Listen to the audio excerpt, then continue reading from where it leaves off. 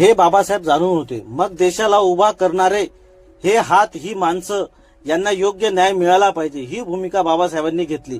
कामगारांना न्याय मिळाला तरच देश मजबूत होऊ शकतो, देश समृद्ध होऊ शकतो. देशाला उभारणारे हात आणि माणसं यांचं शोषण होत असेल तर तो देश कसा पुढे जाईल, हा प्रश्न बाबासाहेबांनी विचारला.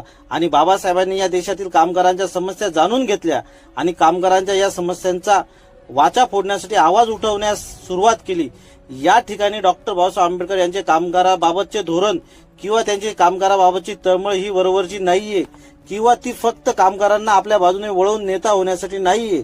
हे आपण या ठिकाणी लक्षात घेतलं पाहिजे. कारण डॉक्टर बाबासाहेब आंबेडकर आपल्या राजकीय जीवनाची सुरुवात करत असताना आपला जो पक्ष स्थापन करतात तो पक्ष कुणा एका धर्माच्या, जातीच्या न्यायासाठी नव्हे, तर बाबासाहेब आपल्या पक्षालाच नाव देतात स्वतंत्र मजूर पक्ष.